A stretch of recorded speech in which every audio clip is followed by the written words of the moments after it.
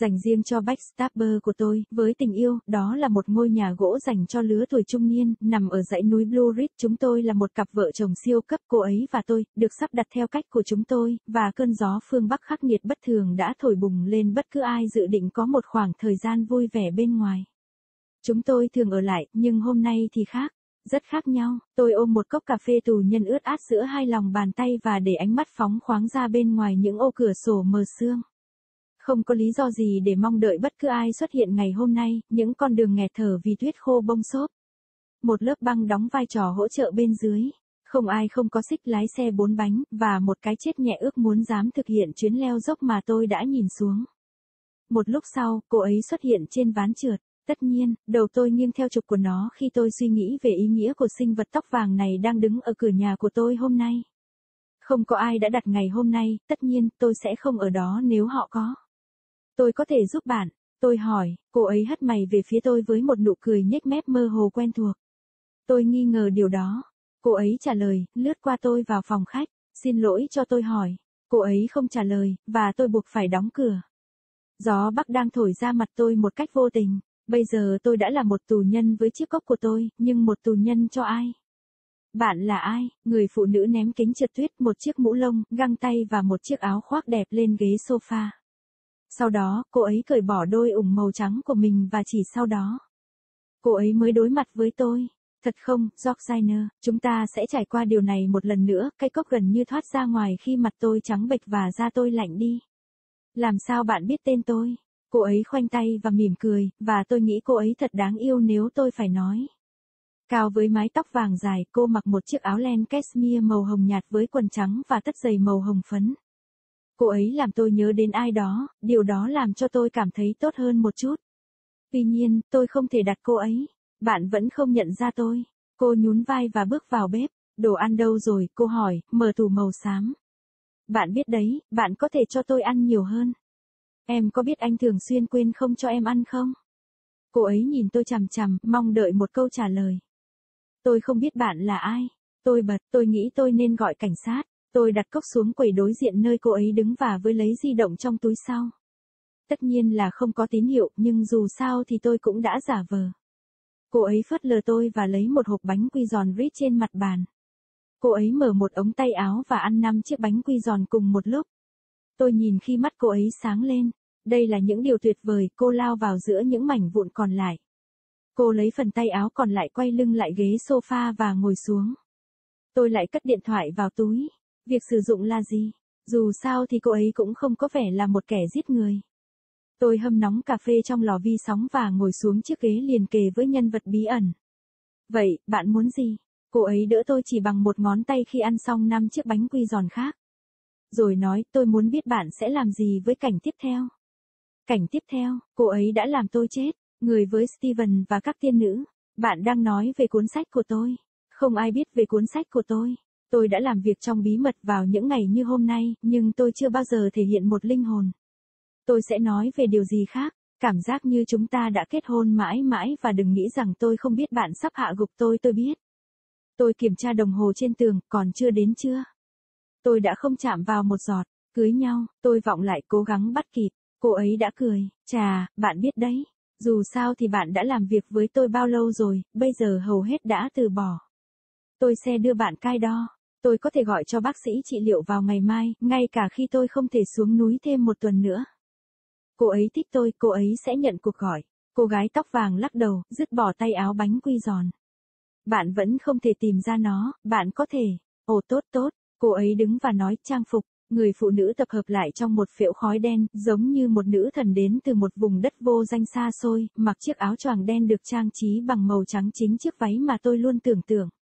Căn phòng ấm lên 10 độ và câu nói lấp lánh trên đỉnh vương miện của cô ấy đã khiến cô ấy mất đi. Tôi thở hổn hển và ngồi dậy. Đồng bằng, tôi viết ra những hợp âm căng thẳng. Tốt, cô ấy trả lời, hành động giống chính mình hơn bây giờ. Chúng ta có thể chuyển sang cảnh đó ngay bây giờ. Không thể, tôi lẩm bẩm, lắc đầu. Cedar Sex, cô gái, tôi phải làm gì để bạn tin rằng chính bạn tạo ra? Tôi có thể cảm nhận được sức nóng của cơn giận dữ của cô ấy giống như tôi đã từng mô tả về nó. Hai má tôi đỏ bừng. Đó thực sự là bạn. Cô ấy đã cười, tôi đã nhận ra điều đó. Tôi đang run rẩy trong khi những bong bóng nhỏ vui mừng đồng thời dâng lên đầu tôi cảm thấy say và ấm áp. Bạn định biến tôi thành một con giận sao? Cô ấy đã cười, tôi bật cười, một trò đùa giữa các trang bia. Nghiêm túc mà nói, cô ấy tỉnh táo. Steven, nhộng, tôi không thích nơi này sẽ đến. Georgie thân mến, tôi đã cố gắng không? Dedicated to my backstabber, with love, it was a middle-aged chalet, set in the Blue Ridge Mountains. We were a superannuated couple, her and I, set in our ways, and the unusually harsh northern wind was set on excoriating anyone who planned to have a good time outside. We often stayed in, but today was different. Very different. I held a steamy mug of coffee prisoner between my palms and let my gaze run free outside of the frosted window panes.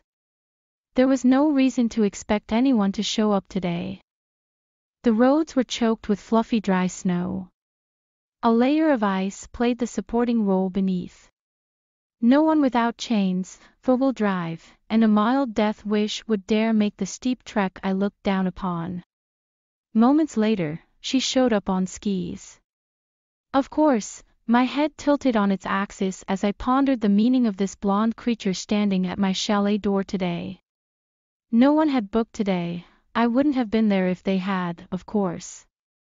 Can I help you? I asked. She tossed her eyebrows at me with a vaguely familiar smirk. I doubt it, she answered, brushing past me into the living room. Excuse me, she didn't answer, and I was forced to close the door. The north wind was unkindly exfoliating my face. I was now a prisoner with my mug, but a prisoner to whom? Who are you? The woman threw ski goggles, a fluffy hat, gloves, and a nice coat onto the sofa. Then, she took off her white boots, and it was only after this that she faced me. Really, Georgina? We're going to go through this again. The mug almost escaped as my face blanched and my skin went cold. How do you know my name? She crossed her arms and smiled, and I thought she was lovely, if I had to say. Tall with long blonde hair, she wore a pale pink cashmere sweater with white pants and rosy, thick socks. She reminded me of someone. That made me feel a little better. Still, I couldn't place her. You still don't recognize me? She shrugged and walked into the kitchen. Where's the food? She asked, opening the gray cupboards. You know, you could feed me more. Do you know how often you forget to let me eat? She stared at me now, expecting an answer. I don't know who you are. I burst.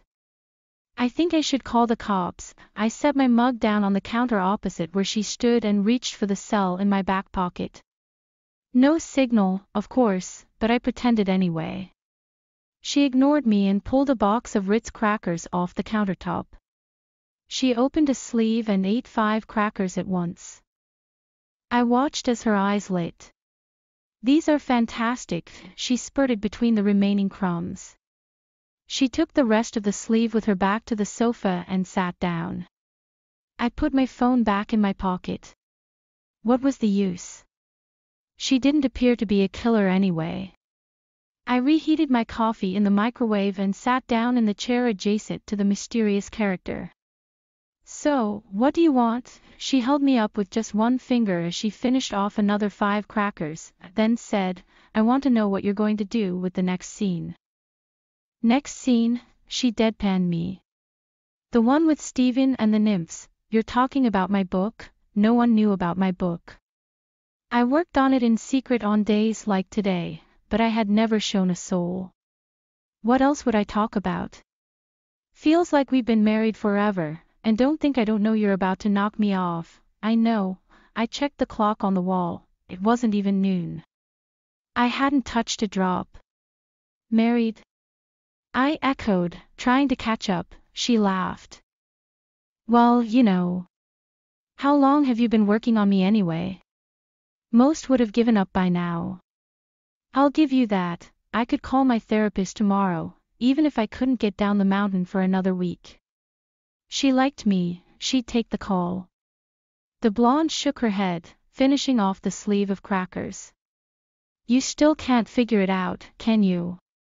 Oh, well, fine, she stood and said, attire, the woman reassembled within a funnel of black smoke, like a goddess from a distant unnamed land. Wearing that black gown trimmed in white, the very one I had always imagined. The room warmed by 10 degrees, and that telling twinkle at the tips of her crown gave her away. I gasped and sat up. Delta. I scratched out in strained chords. Good, she replied, acting more like herself now. We can move on to that scene now. It's not possible, I muttered, shaking my head. Sita shakes, girl. What do I have to do to make you believe your own creation? I could feel the heat of her anger, just as I had always described it. My cheeks flushed. It's really you? She smiled. I recognized that.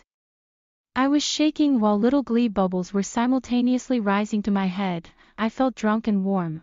Are you going to turn me into a louse? She laughed. I laughed. A between the covers joke. Seriously though, she sobered.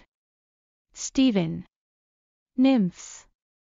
I don't like where this is headed, Georgie, dear. I tried not.